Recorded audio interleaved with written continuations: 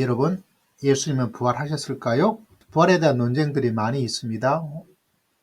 진목TV의 5분 신학 강의에 예수의 부활이 진짜라서 제자들이 목숨을 걸었을까? 그 내용을 매핑을 통해서 한번 살펴보고자 합니다. 자, 순교 변증, 부활 신앙을 이야기할 때 예수의 제자들이 부활을 목격하고 목숨 바쳤다. 그래서 부활이 진짜이다 라는 것이 순교 변증이라고. 진목TV에서는 이런 이야기를 하고 있습니다. 실제적으로 역사적으로 논리적으로 윤리적인 결함을 가지고 있다. 설득력이 약하다. 제자들이 실제로 부활 신앙을 위해서 목숨을 바쳤는지에 대한 의문이 제기된다. 왜냐하면 베드로가 십자가에 거꾸로 못 박혀서 죽었다. 성경 기록은 없죠. 사후 한창 있다가 생겼던 그런 걸 예로 들면서 순교 변증은 한계를 가지고 있다. 순교했기 때문에 예수의 부활이 진짜다라는 주장은 한계를 가지고 있다라고, 제자들의 죽음이 불확실하고 역사의 기록이 그렇게 확고한 역사적 기록이 많은 것이 아니다. 논리적 한계를 가지고 있다. 두 번째 주장은 초기 공동체 사항입니다. 예루살렘이 안정적으로 확장되어 있는 것을 바라볼 때 이게 과연 부활의 이야기가 적합할 것인가? 다시 말하자면 순교가 없었다. 근데 이거는 조금 안정적 확장이란 것이 어떤 의미로 안정적 확장이라고 하는지 궁금. 사도행전을 중심으로 하자면 많은 사람이 예수님을 믿고 그런 일이 일어난 안정적 확장이 있는 것도 사실인데, 물론 첫 순교자가 사도행전에 이미 나옵니다. 그렇다고 해서 아무런 박해가 없었는가? 또 그것도 아니에요. 그렇기 때문에 순교 그것 자체가 없었다라고 말하기는 어렵고 안정적 확장이란 것도 어렵습니다. 초대 교회의 부활 때문에 생긴 박해가 아니라 실제로 역사를 바라보면 로마 영구사에도 나타나지만 실제로는 부활 그 자체보다 예수님이 하나님의 아들, 하나님이시다라는 주장 때문에 로마 황제 숭배의 반대, 로마 황제가 신인데 예수를 신이라고 하니까 부닥치게 되는 거죠. 그런 말미암아 실제적으로는 많은 박해와 순교가 일어나게 되었습니다. 단순히 부활 자체만으로 일어난 것은 아니라는 사실이죠. 그래서 안정적 확장이라고 주장하기는 조금 역사적으로는 도리어 안정적 확장이라고 주장하기는 좀 어렵지 않겠나라는 생각을 하게 됩니다. 그리고 예수의 부활을 믿지 않았던 유대인들이 실제로 박해를 받아서 로마에 의해서 어떻게 됐죠? 나라가 망하게 되었죠. 근데 그때 확실하게 망한, 그리고 로마로부터 완전히 유대가 흩어지게 되고 나라가 망하게 된 것은 부활 자체보다는 그들의 민족 독립 전쟁이었습니다. 부활이 있냐 없냐로 유대인들의 박해, 유대의 나라가 멸망, 그것을 말하기는 어렵다는 거죠.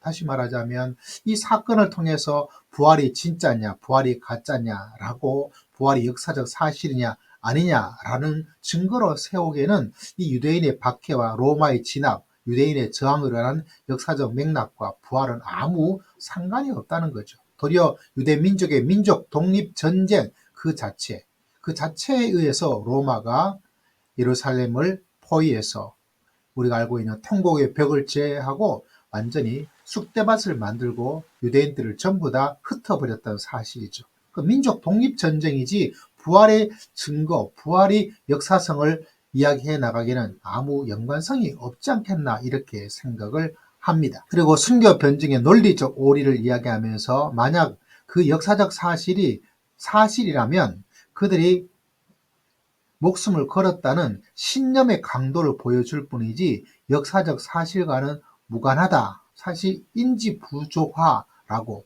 근데 이거를 확인할 수가 없어요. 그들이 인지 부조화에서 생겨서 목숨을 걸었는지 아니면 역사적 사실이기 때문에 목숨을 걸었는지 이걸 우리가 어떻게 평가를 할 수가 있겠습니까?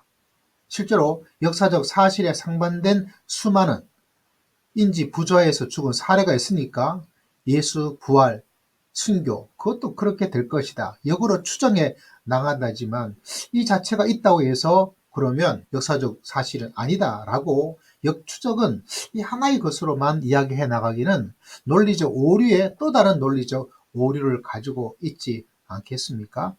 인지부호화인지 알 수는 없지 않은가. 그러면 모든 것이 신념의 강도로 이야기하자면 모든 것이 논리적 오류를 이야기하지 않을 수 있는 그런 건 하나도 없어요. 단지 신념에 의한 것이다 라고. 그래서 이것은 논리적 오류에 또 다른 논리적 오류를 가지고 있겠다라는 변증을 제가 생각해 보게 됩니다. 그리고 부활신앙의 전파와 제자들의 선택, 이 부활신앙을 선포한 것은 제자들이 자기의 목숨을 보존하기 위해서 부활신앙을 선포했다라고 이야기를 합니다. 정치적 반역자이기 때문에 부활을 주장하고 있다는 거죠. 근데 여러분, 부활을 했다고 해서 정치색이 없어질까요? 예수님이 부활했다고 해서 정치적 예수가 종교적 예수로 변형될까요? 그리고 실제로 예수님이 종교적으로만 해석하는 것은 아니에요. 그 당시에 예수 그리스도 핍박받고 순교했던 가장 큰 이유는 종교적 문제 때문에 로마가 수많은 순교의 이야기를 만들어낸 게 아니에요. 로마 숭배 사상에 의해서 로마의 황제가 신이라고 말하고 있는, 그리고 예수가 하나님 신이라고 말하는 그 주장, 그 종교와 정치를 그 당시, 지금은 분간할 수 있겠지만 그 당시는 그렇지 않습니다. 그렇기 때문에 이런 주장은 현대의 관점에서 정치와 종교를 분리하고 있는 그런 관점에서, 그러나 그 당시는 예수의 시대에는 로마가 지배하고 있던 그 1세기의 시대는 정치와 종교는 그렇게 분리를 하기가 불가능해요. 그렇기 때문에 부활했다고 해서 정치적 색이 없어지고 종교적으로 한다고 해서 정치색이 없어지는 건 아닙니다. 이건 그 당시의 종교 정치상을 전혀 고려하지 않은 것이 아닐까라는 생각을 저는 하게 됩니다. 그리고 예수의 부활을 이야기하는데 실제로 이 부활을 통해서 정치적 반역자가 아니고 도리어 부활신앙이 예수님의 제자들의 생존 수단이 되었다, 이렇게 생각하는 참 놀라운 생각이고 주장이기도 하죠. 저는 이런 주장을 오늘 처음 들었어요. 예수의 부활을 주장하고 있는 것은 그 당시에 육체가 얼마나 조롱받고 있던 시기인지를 고려를 안 하고 있는 상황이 아닌가 생각합니다. 그 당시에 플라톤, 이성, 육은 악하다, 저급하다 이렇게 주장하고 있던 시대거든요. 그리고 실제적으로 그런 시대 속에서 예수의 부활을 통해서 그 말도 안 되는 무시받는 그곳에서 생존해 나간다? 그것도 실제로는 사회 문화적 관점에서 그것이 생존의 수단이 되었다 말하기는 좀 어렵고, 이런 주장을 통해서 아, 그렇구나 라고, 새롭다라고 할 수 있는 것은 가질 수 있을지 모르지만 전혀 역사적 문맥에서, 사회 문화적 문맥에서는 이런 주장은 도리어 엄청난 논리적 오류를 가지고 순교 변증이 잘못되었다라고 말하기는 그 주장의 근거가 너무나 미약하지 않겠나, 미약하다라고 생각을 합니다. 또 현재 신자들의 삶과 신앙, 만약 진짜 순교자들의 헌신 있다면 왜 지금의 한국교회 성도들이 기복신앙과 세속적 성공에 추구를 하고 있는가? 이라고 질문을 하고 있는 거죠.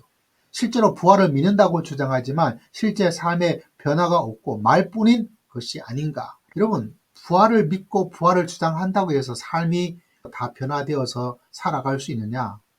여러분, 살아갈 수 없어요. 살아갈 수가 없어요. 그래서 사람이 죄인입니다. 그 틀에서 벗어날 수가 없어요. 실제로 부활을 믿으면 거룩한 삶을 살 수 있다는 주장은 성경에도 없어요. 그거를 논리적 근거로 삼기는 어렵습니다. 실제로 부활, 십자가 말하지만 주변에 많은 크리스찬들이 실제로 기복신앙과 세속적 성공을 추구하고 살아갑니다. 그게 사람이 가지는 한계예요. 그래서 예수님께서 십자가, 그걸 우리는 그냥 믿고 사는 거죠. 자, 결론은 순교 변증의 결함이다. 역사적 증거도 부족하고 논리적, 윤리적 자기 모순을 가지고 있다. 전설과 신화를 맹신하는 것과 다를 바가 없다라고 주장하지만 순교 변증에 대한 반박 주장 자체가 조금의 결함의 결함을 가지고 있다는 것을 저는 주장을 해봅니다.